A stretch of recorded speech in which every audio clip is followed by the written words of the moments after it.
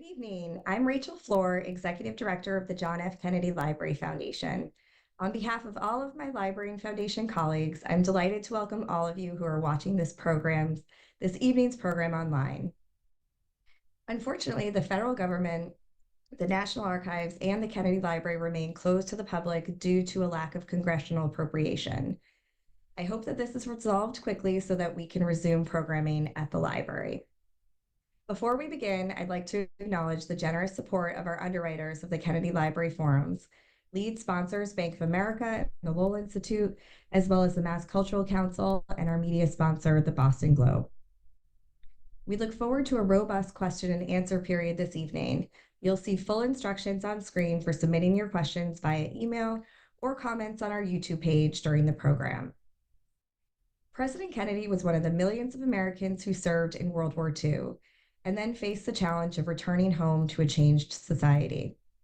Tonight, we are so grateful to have this opportunity to explore with our distinguished guests how he and so many others brought the war home with them to a country in transition. I'm so pleased to extend a warm virtual welcome to David Nasaw. He is a historian, two-time Pulitzer Prize finalist, and best-selling author of The Last Million, named a Best Book of the Year by NPR, Kirkus Reviews, and History Today, and according to The Economist, was one of the 6 must-read books on the Second World War.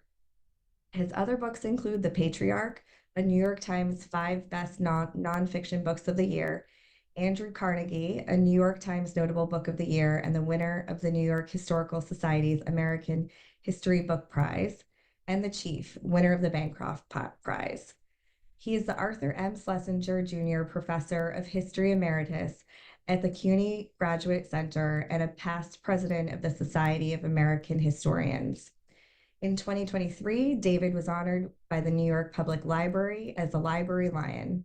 His new book is The Wounded Generation, Coming Home After World War II. And I'm so glad to welcome our moderator for this evening, Chad Williams. He is the Tomorrow Foundation Chair of American Intellectual History and Professor of African American and Black Diaspora Studies at the Boston University, and specializes in African American and modern United States history and African American and African diasporic intellectual history. He is the author of The Wounded War, W.E.B. Du Bois, and the First World, which was named the best book of 2023 by the Washington Post, the New Yorker, and the Christian Science Monitor. He's also the author of award-winning book, The Torchbearers of Democracy, African American Soldiers in the World War I Era. He has published articles in numerous leading academic journals and collections, as well as op-eds, essays, and reviews in national media outlets. Please join me in welcoming our special guests. Over to you, Chad. Great. Thank you so much, Rachel, for that very kind and generous introduction. Good evening, everyone. I want to extend my warmest thanks to the Kennedy Library, to Liz Murphy, and everyone who made tonight's event possible. And I just want to second that. I hope things get resolved very quickly so we can be back in the amazing space of the Kennedy Library physically and in person as soon as possible. I especially want to thank David for writing such a remarkable book. It was an absolute pleasure to read and truly an honor to be in conversation with you this evening to talk about what I think will be one of the field-defining books of World War II. And the World War II generation. So thank you, David, for all of your scholarship and for particularly this remarkable book that you've recently published. My pleasure. All right. Why don't we just get started and give you an opportunity to talk about kind of what motivated you to write this book in the first place. When we think of World War II, when we think of how the World War II veteran generation is usually thought of, it's the greatest generation. Tom Brokaw's 1998 book, which, at least in the popular imagination, is still, in many respects, the dominant way we think about World War II veterans and their historical legacy. But you posit a different framework, a different way of seeing this generation as the wounded generation. Now, I imagine that's a title that might even rub some veterans and their families the wrong way. That you might even get into a little trouble with branding them as the wounded generation. So I'm just curious, what kind of motivated you to write this book, and why the title, The Wounded Generation, and why is that significant? I began this as a way to, in a funny way, get in touch with my father. My father was a World War II veteran, though a lawyer, a 35-year-old lawyer from New York. He ended up in Eritrea, of all places, dismantling an army hospital as the American troops moved from North Africa to Sicily on their way to Italy. My father came home early with a full disability discharge. He also came home an alcoholic, smoking 3 to 4 packs of cigarettes a day, and with a heart condition. I tried during his life, as so many children of World War II veterans tried, to find out what went on, and especially what happened that he came home with a heart condition and alcoholic. Cigarettes were more easily explained. He didn't tell me. He never, said no, go away. He just sort of pushed aside the questions. He died at age 61, and he died of, the VA told my mother in a letter, of a condition that was due to his military service. I didn't get a chance to interview him, to talk to him. So as a historian, I did the next best thing. I did a study of his generation to try to find out what went on. My father, I am not going to argue with Tom Brokaw. Many have. I have a story to tell that's the next chapter. The World War II veterans, like my father, were a wounded generation.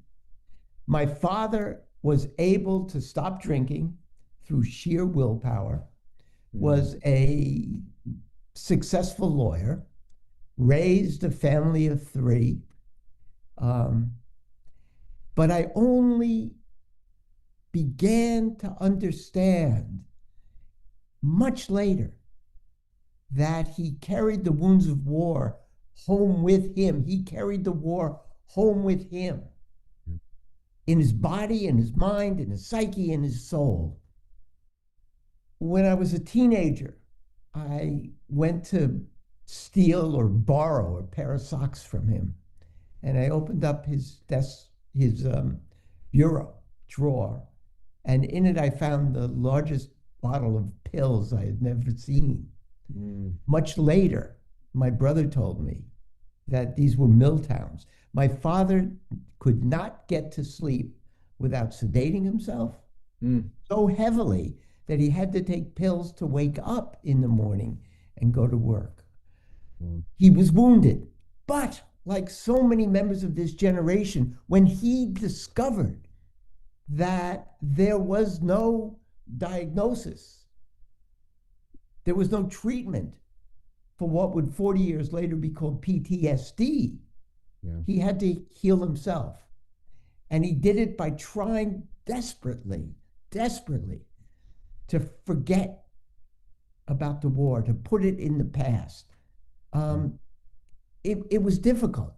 Kurt Vonnegut, who is the author, who his family said suffered from PTSD, in Slaughterhouse-Five, in which he has a stand-in character whose name I always forget. He talks about time traveling. And for the World War II veterans, they traveled in time involuntarily. They went from the present back to the past, back to their experience in World War II. Yeah. They were a wounded generation, and because they, for the most part, healed themselves and found ways to lead productive lives, it is not wrong to call them a greatest generation. Yeah, yeah, certainly not mutually exclusive. Thank you for sharing your personal experiences with us. You know, when I'm hearing you talk, I mean, what resonates kind of so powerfully is silence, and the silence of this generation in terms of not telling their stories, of being unable to tell their stories because of the trauma that they experienced on so many different levels, so many different registers. One of the remarkable things I think you do in the book is really illustrate very vividly how the trauma of World War II veterans was not equal, how it looked different depending on the particular experience of the veterans who we're talking about, who we're studying. But you reclaim their voices. And there are some familiar names, familiar voices. You know, you mentioned Kurt Vonnegut, Henry Kissinger makes an appearance, Bob Dole, the acclaimed African-American actor, Ossie Davis, JFK. But it's the unknown names that I think are most powerful in the story that you tell. So can you tell us a little bit about your research approach, the sources you looked at, the archives you mined, and how did reading and listening to these stories, these voices breaking through the silence, kind of shape the story that you ultimately tell in the book? You know, one of the reasons why the greatest generation narrative became dominant was that the veterans themselves were silent, as you just said. They did not talk about the war. There were novels, there were films, there were short stories immediately afterwards.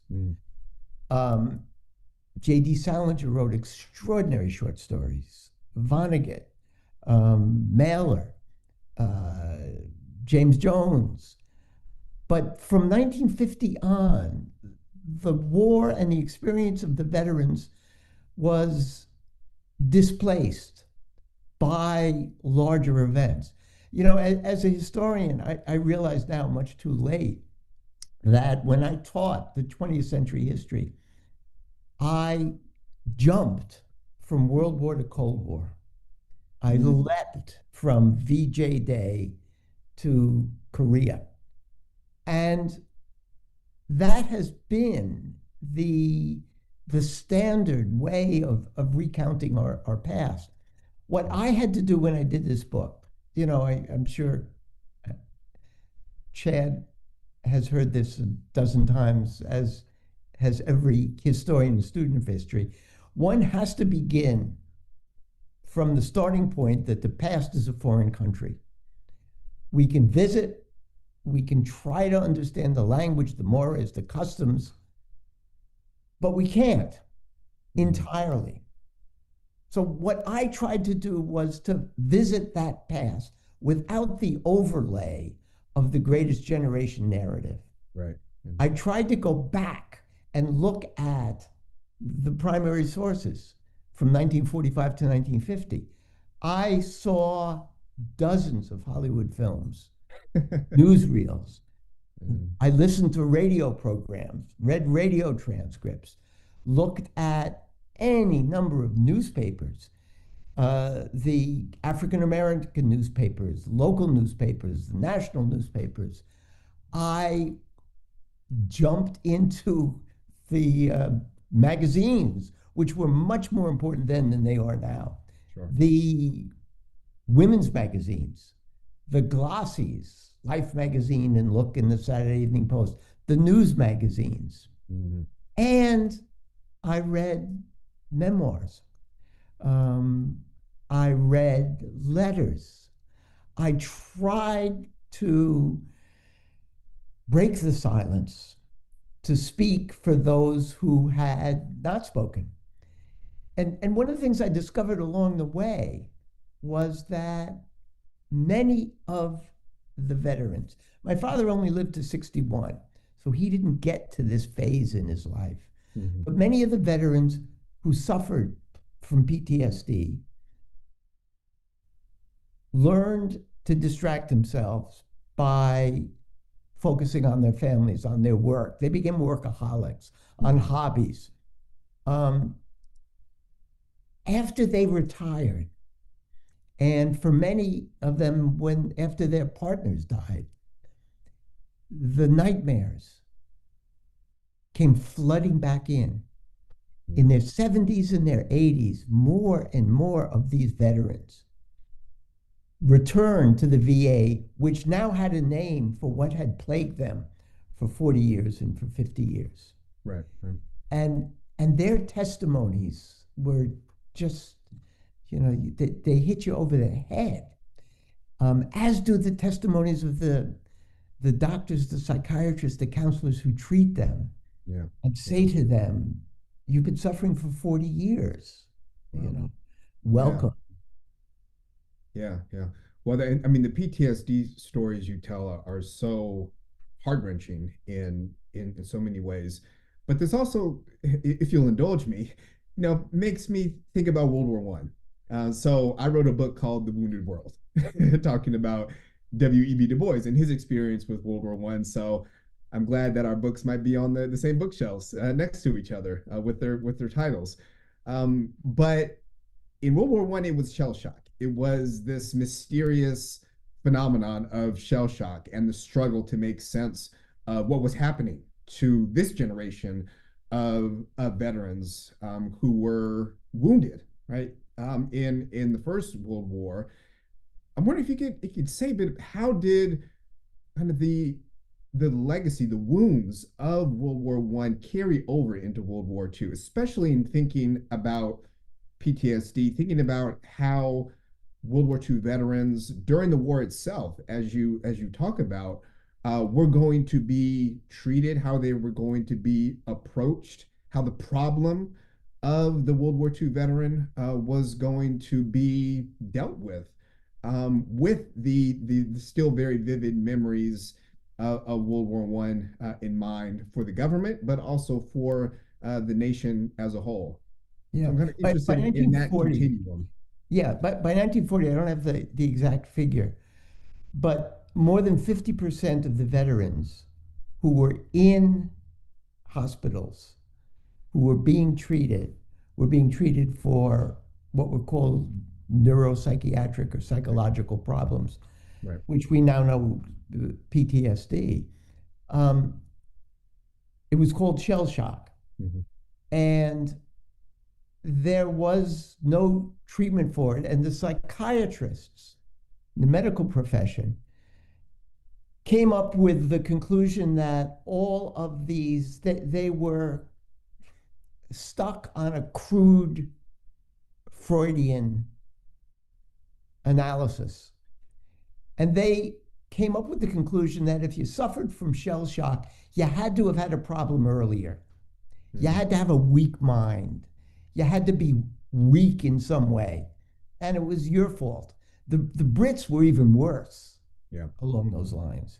They did not have a VA that provided their veterans who were shell shocked, who had PTSD with the same level of help. But nobody knew what to do with these shell shocked veterans.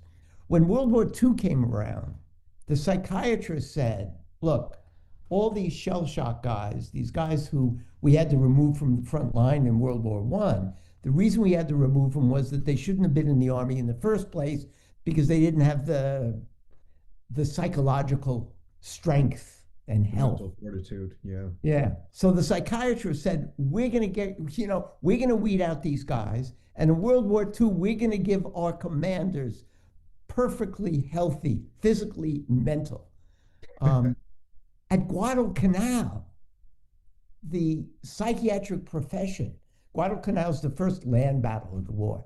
The psychiatric profession, the doctors were shocked,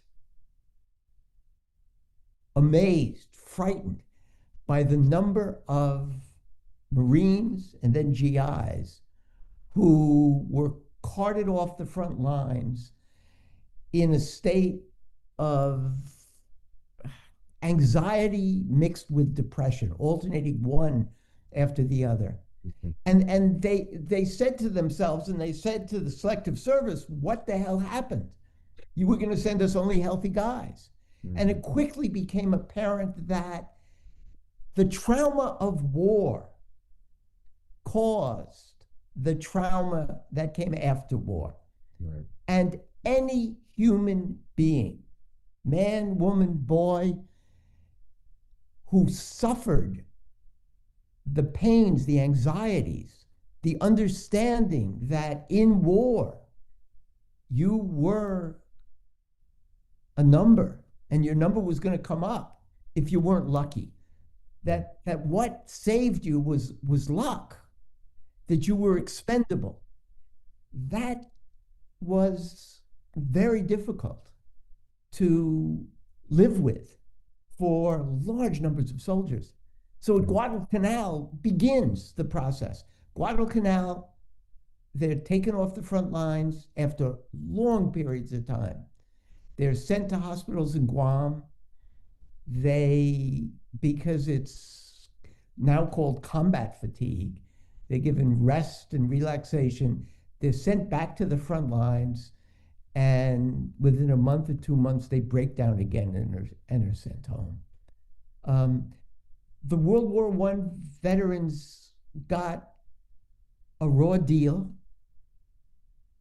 and the World War II veterans got a raw deal, but the psychiatrists at least knew that it was not their fault, that it was the trauma of war, not the traumas that they brought into war that brought on these conditions. Yeah.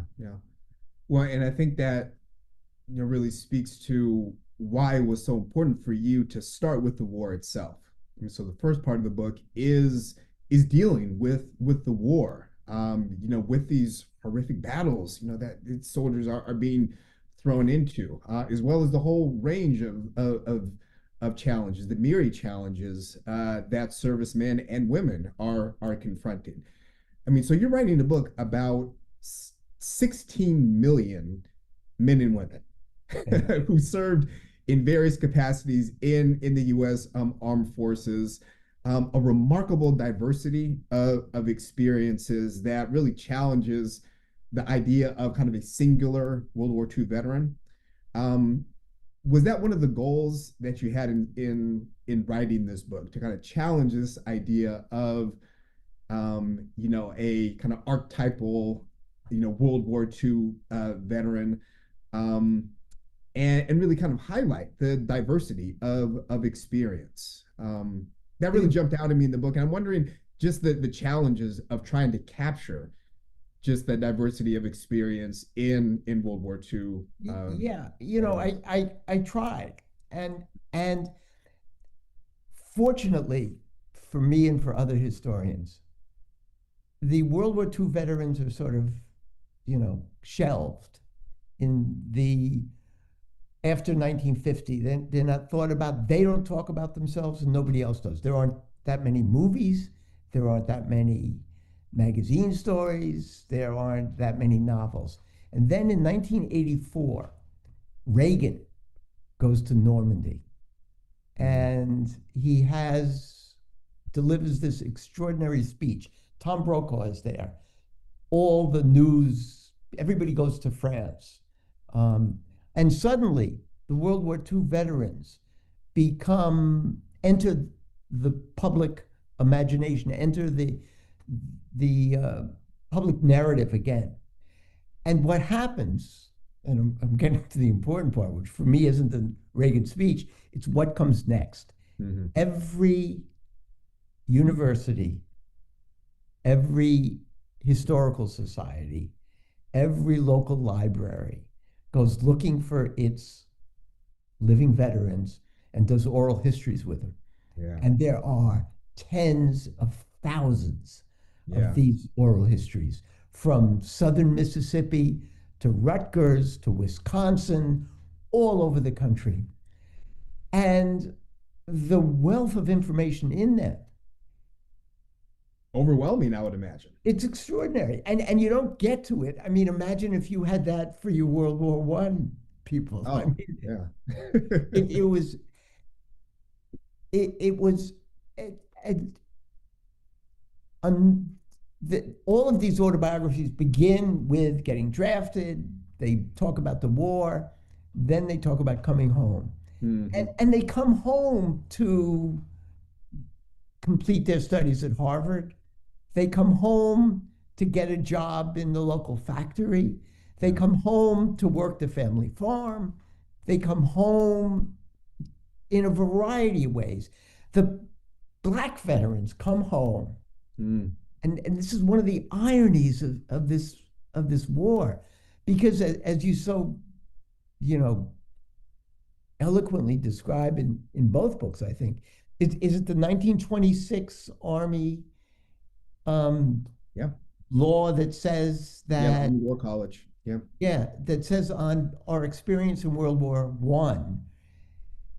The experience in World War One was that the Black soldiers, when led well, fought as brilliantly, as valiantly, Mm-hmm. as steadfastly as any other soldiers. When led badly, as white soldiers, they didn't do as well. Right. The conclusions in this 1926 racist, stupid, ignorant But, memo, but totally emblematic of the military at the time. yeah, Yeah. says that Black soldiers can't. We got to keep them out of combat because they're not physically or mentally or morally prepared.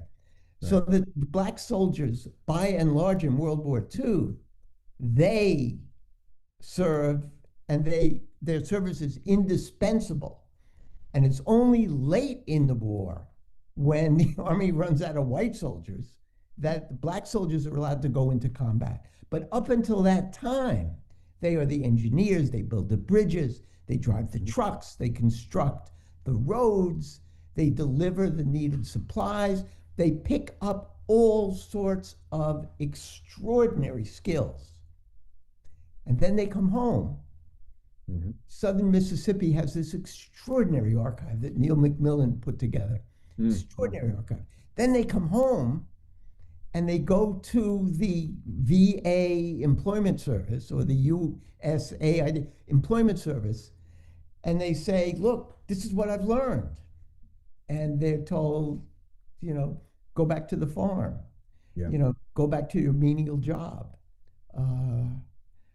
So you learn through these oral histories, what goes on during the war and how it affects what goes on after the war, and how frighteningly poorly the African Americans were treated. The Japanese are treated badly, but never to the same extent as the Black soldiers, Marines, sailors, airmen, even the Tuskegee Airmen, Yeah. are treated when they return. Yeah, absolutely. Well, one of those indispensable Black veterans was my grandfather. Really? From Jacksonville, Alabama. He was drafted late from that wave of soldiers who was drafted late into the Army in 1944. He served in a quartermaster unit in Saipan, and was discharged. 2 years later, he didn't return home until late 1946. I mean, so you talk about the slow pace of discharge and the discontent, the frustration that grew amongst veterans anxious to get out of the Army. but he returned back to Jacksonville without any GI Bill benefits. I mean, I think he attended a vocational school where he got a certificate in shoe repair. So this may have been one of those sham vocational schools that you also write about in the book. Um, but service in the military was nevertheless transformative for him.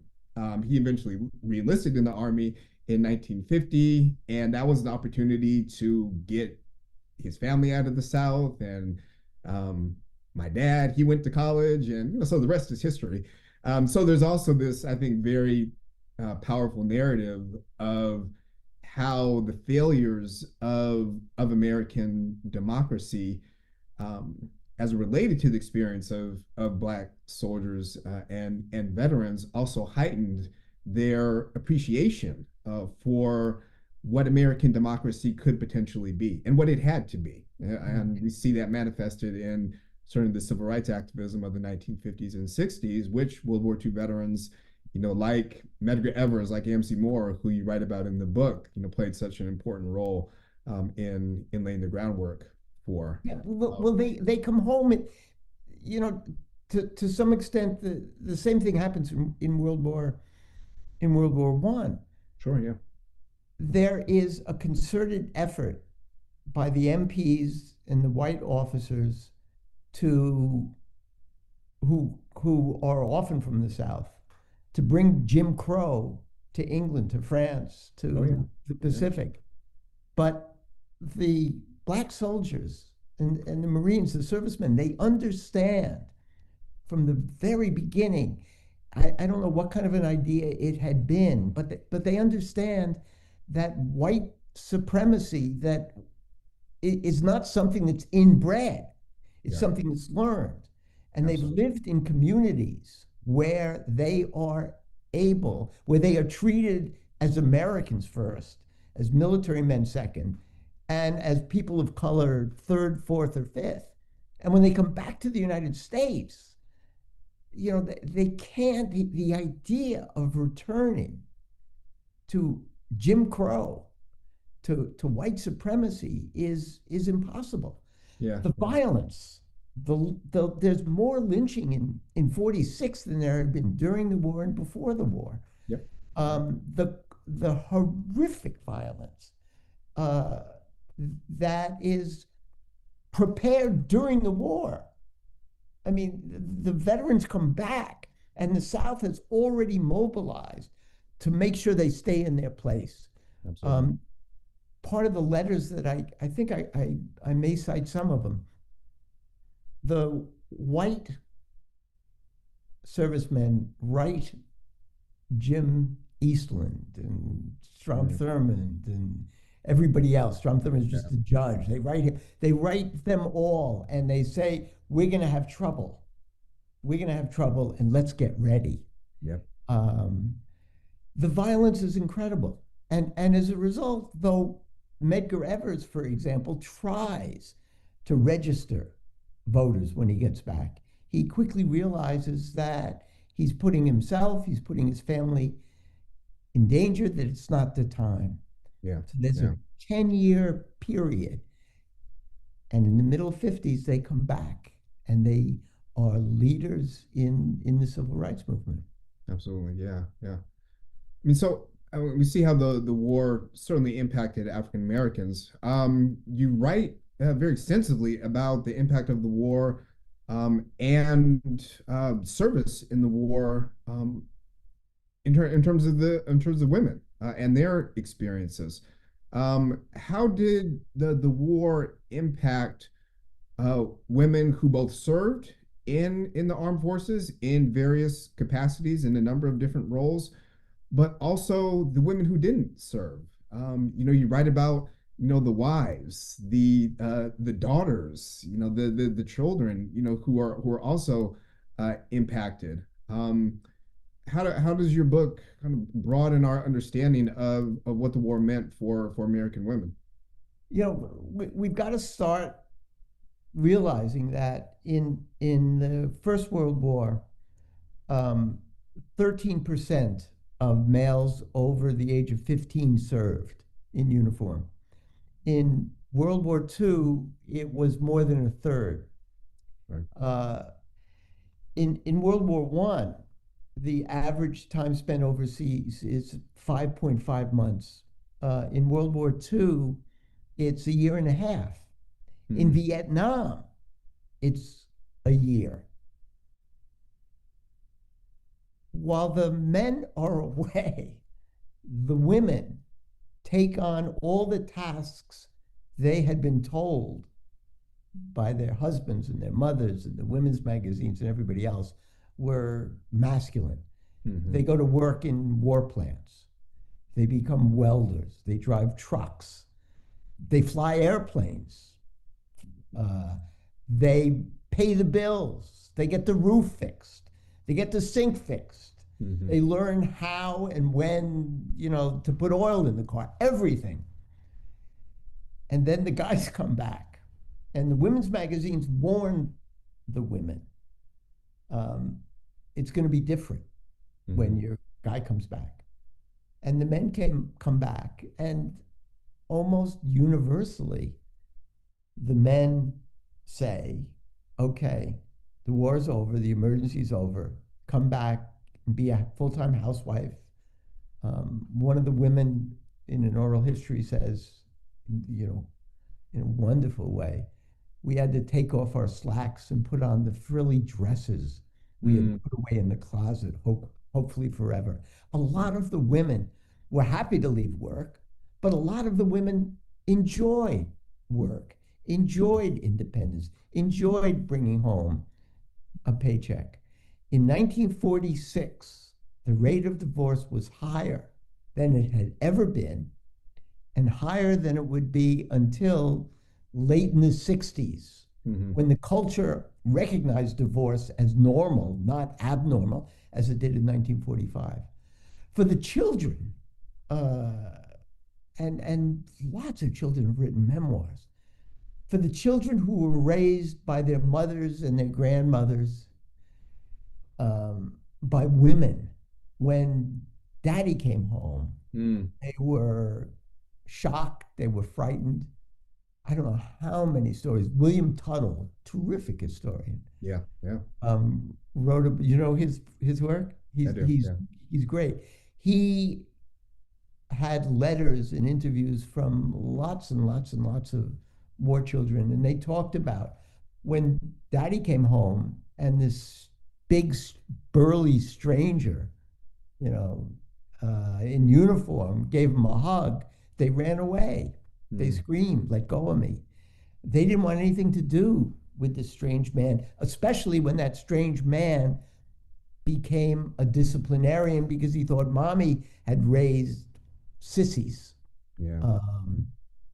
So the family was disrupted in ways that are unimaginable. Right. And it took a long time to put those families back together, and many of them never got back together again. Yeah, absolutely. One of the pieces of your book that I really enjoyed reading the most is about all the movies and it's this remarkable kind of, you're taking us into kind of the popular culture of World War II and the post-war period. How was the, and again, I hesitate even saying this, how was the World War II veteran kind of represented in American popular culture? I mean, on the one hand, you have this kind of valoration, as a form of propaganda in many contexts of the returning soldier, but then you also have the veteran as a distinct social problem as well, kind of represented in popular culture. How much fun did you have just going through kind of all the kind of popular culture representations of World War II veterans, and kind of what did you draw from that? Well, one of the things I discovered, and it was not hard to discover, it sort of just screamed out at you, was that the level of fear, of mistrust, not only of Black veterans in the South, but of white veterans, East, West, North, and South, was top of mind. Yeah, yeah. The women's magazines, Look magazine, and the newsreels, and the local politicians all said, and police chiefs especially, all said, be careful. These guys have been away for years. They've been in a company in men only. They've learned to take orders, not to make moral decisions on their own. They've learned to kill. They've learned to celebrate violence. They've learned to handle weapons. Uh, Beware. J. Edgar Hoover was all over the place, talking about the teenage boys whose fathers had gone away to war and they were juvenile delinquents, and the men who were coming back. There was this extraordinary article I found in the Los Angeles Times where the Attorney General of California called together all the law enforcement officials and the sheriffs from all over the state. And he said, look, he said this in late 44 when it was clear the war was coming to an end. He said, the soldiers are allowed to bring home souvenirs. And he said, from Europe, they're going to bring home pistols and guns. He said, from the Pacific, they're going to bring home swords. He said, and these are weapons of war, and they can be used at home. So we're ready. The police force is ready, but you should be ready as well. Wow. The films are, we make fun of films, of Hollywood, as a distortion mirror. And in many ways it is. It exaggerates social problems and then gives a happy ending to the social problems. They disappear at the end of the film.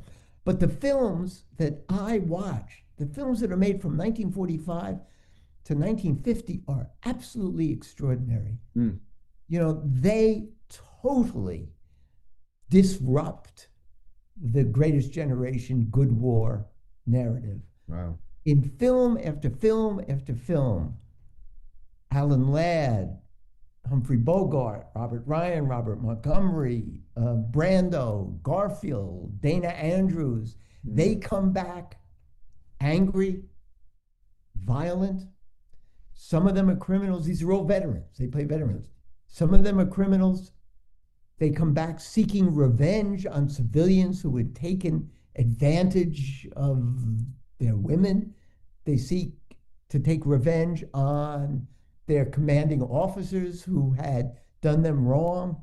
And it is a remarkable story. The best film, and if people haven't seen it in the last year, they should see it now, is The Best Years of Our Lives, which is brilliant. And it's brilliant because it's directed by William Wyler, who had been with the troops during the war, had come home deaf, totally deaf in one ear, half deaf in the other, thought he would never work again, knew how difficult the readjustment was going to be for him and for everybody else. And he wrote a brilliant, brilliant film. Tacks on a happy ending, but you see the suffering, the pain, the dislocation, the disorientation of these three veterans. Yeah, interesting. So I don't know if you were already, but it sounds like you became a World War II film buff now. Yeah, well, they're incredible movies, and to see somebody like Marlon Brando's first film, The Men, in which he plays a wounded veteran, a paraplegic, or John Garfield, who plays in Pride of the Marines a blind veteran, or Bogart, who's just perfect. He's avenging Lauren Bacall's family. He's avenging a comrade who's been badly treated by the army. These are great films. I recommend them a lot. Yeah, interesting. Yeah. Well, we're gonna open things up to the audience soon. One question that came my way regarding Kurt Vonnegut. You brought him up earlier in our conversation. Did you come across any pre-war writings from Vonnegut that kind of helped show how the war changed him, as well as his writing? No, I didn't. You know, a lot of the stuff he wrote before the war was not published. Um, the same with Salinger. Mm, These two come home, you know, look, Vonnegut was in a prisoner of war camp in Dresden. And as an American, in the bombing of Dresden, the prisoners of war, the American prisoners of war, had to clean up the bodies in the streets, um, put together pieces of bodies and bury them. mm, Uh, Salinger was like Kissinger. He was an intelligence officer, but he visited the death camps, mm, and he had to interview any number of Nazi officers. mm, And he lived in the trench briefly. Um, and he came home, and you can see, I mean, A Perfect Day for Banana Fish is one of the most brilliant films. The artists, Vonnegut and Salinger could put their pain mm, into their fictional characters.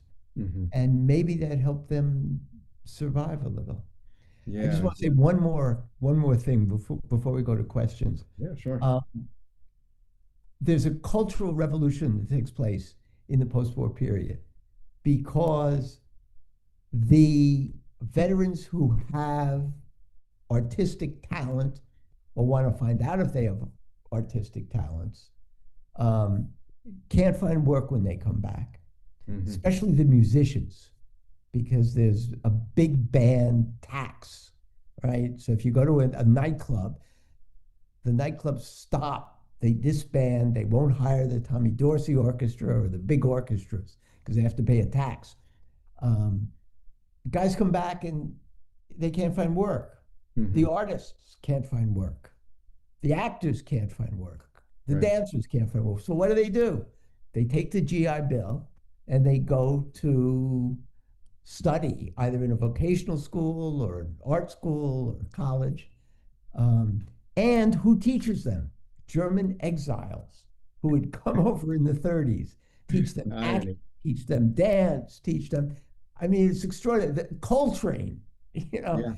and Dave Brubeck and Tito Puente. Tito Puente, Mm, he's more advanced, so he doesn't take as much from his European mentors. But Coltrane learns composition, he learns harmonies. I didn't know that. Yeah. Wow. Yeah, in Philadelphia, studying from a school run by a European exile. Wow. Fascinating. So Yeah. our culture is transformed, not only jazz, but naturalistic acting. Yeah. Uh, Nora Purifoy, a brilliant black artist in Los Angeles. Robert Rauschenberg, Ellsworth Kelly. Uh, they all come back from war and they bring, after a period of training, transform American culture, post-war Yeah. culture. Yeah. Yeah. Absolutely. So we have a couple of questions.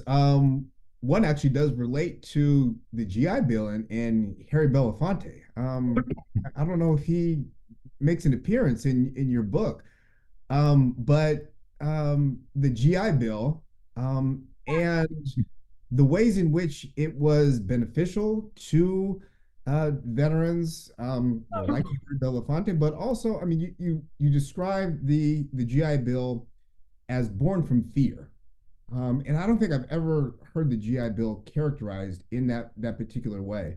So maybe briefly just kind of talk about kind of this dichotomy between what the GI Bill provided for veterans, but also its shortcomings as well. Yeah. Look, I think the GI Bill is probably one of the greatest pieces of legislation passed in the 20th century. Um, it's a dream. You know, I hate to borrow from others. It's a dream that's deferred in many ways. It's an Mm, incomplete dream. But why does it happen? Well, there are enough people in Washington. I don't know if there's still as smart and know as much history as they did in 1943, 44, 45. But they knew what had happened after World War I, the discontent that ended up with the bonus army.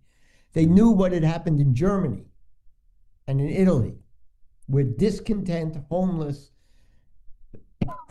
unemployed veterans were the backbone of the fascist movement and the Nazi movement. And they knew that the country, as a historian, I've got to find the context. And the context for the World War II veterans was that they had grown up in a country riven by depression.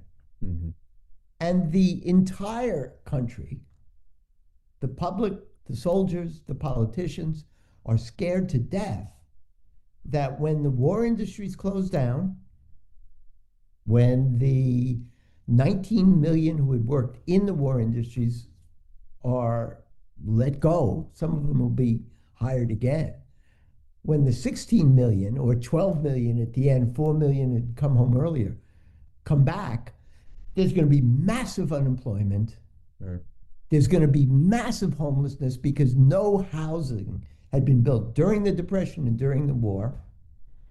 There is going to be a shock to the economy, to the culture, to politics.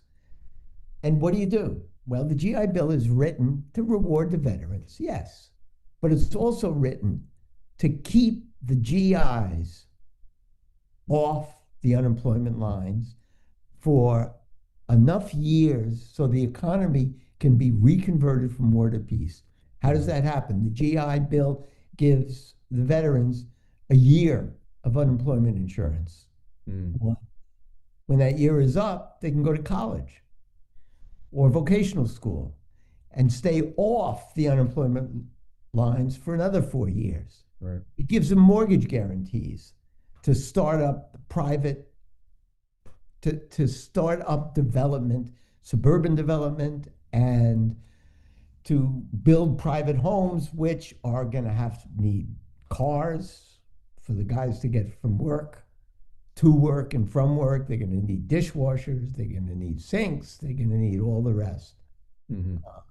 So it is a depression retardant as a bill, and it works well. It works well. But it's important to realize that in order to get this bill passed, it's got to get Southern Democrats. Yep. Right? Yep. It's got to get Midwestern Republicans. And how do you do that? You write the bill in such a way that Senator Eastland and all of his cronies understand that the dispensing of funds is going to be left in local hands and state hands, and the racial status quo is not going to be impacted. So I've already talked about the veteran comes back, black veteran comes back, says, I want a job as I've learned radio repair. Goes to the Veterans Employment Office. He's told, well, there are no jobs for you. Doesn't get no jobs for you, but there is work available, on the farms. And if you don't take it, you're not getting the unemployment insurance because you're employable. In 17 states, and this is, it's hard for people to believe, but they have to believe it because it's true. In 17 American states, right, from Florida to Missouri and the West, 17, segregation is the law of the land, and it is illegal for a college or a university or a high school or a vocational school to have black and white together in the same classroom. Yep. So what does that mean for the black veterans? They've got to go north, or they've got to find a place in one of the historically black colleges, and there aren't enough places for all of them. So the white veterans get the degrees at a much higher rate than the black veterans. And getting these degrees, they are able to make a leaping class from working class to middle class.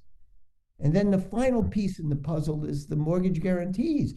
The veterans come back and they think they're going to get mortgages from the federal government. No, no, no, no, no. They get mortgage guarantees. You only get a mortgage guarantee if your local bank gives you a mortgage. And if there's a house for you to buy, Black veterans going to their banks, whether their banks is Brooklyn or New Haven or Chicago or Memphis, they go to their local bank and they say, I want a mortgage. And they're told, there's the door. So the white veterans are given the capital that appreciates over time in their house and enables them to jump into the middle class.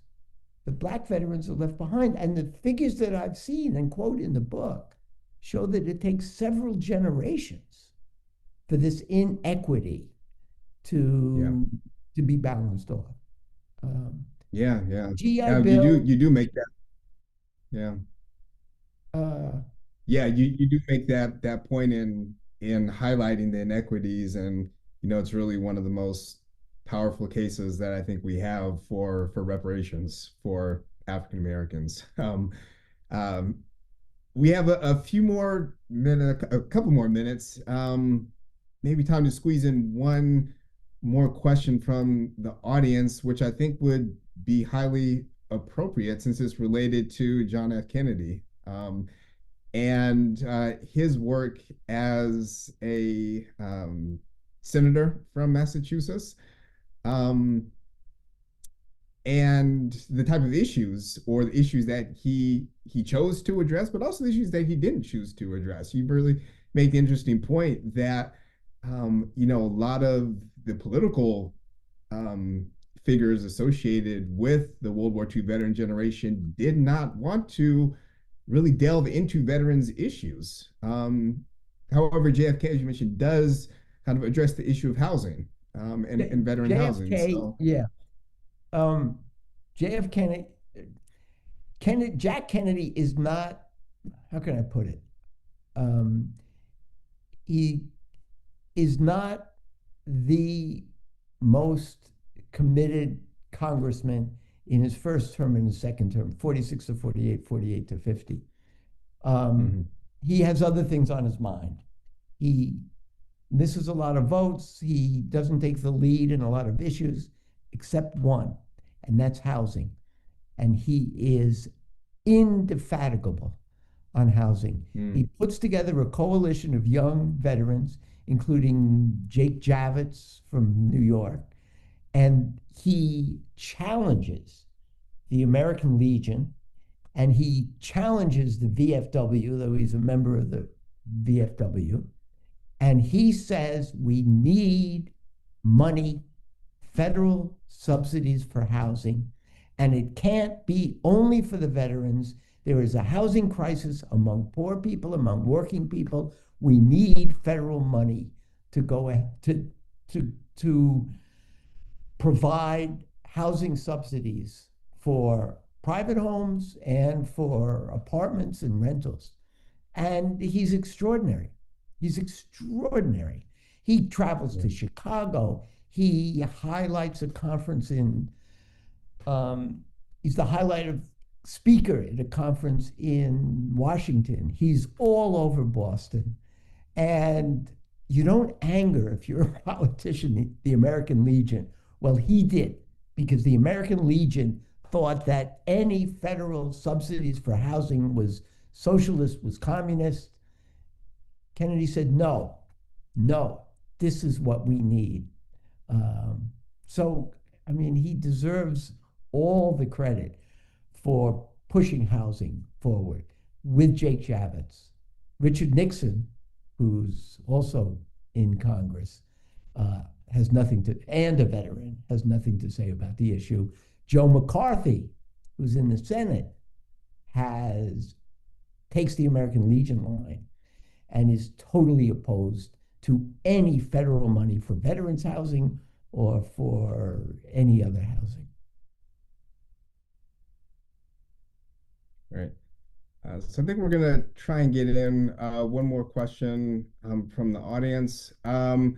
There's a question about John Bonnard's book, The Good War, um, which I believe you do mention at some point in the book, if I'm not correct. If you could speak to how that book did or perhaps did not influence your research, Yeah, and it's a good book. where you might agree or disagree Yeah, with Butler.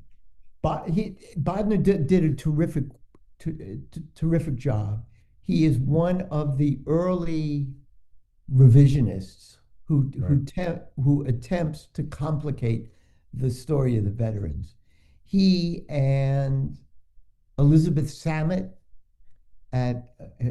from West Point, they write brilliant books, and there are three, four, five which attempt to again to complicate the story of the greatest generation and to show what the good war does. What the good war myth does is it makes by making the soldiers into heroes, not human beings, but heroes, by only emphasizing the victory, it creates this, what to me, as a historian and as a citizen, is a false conclusion that the Mm-hmm. only way to settle problems in the world is by war, is by armed combat.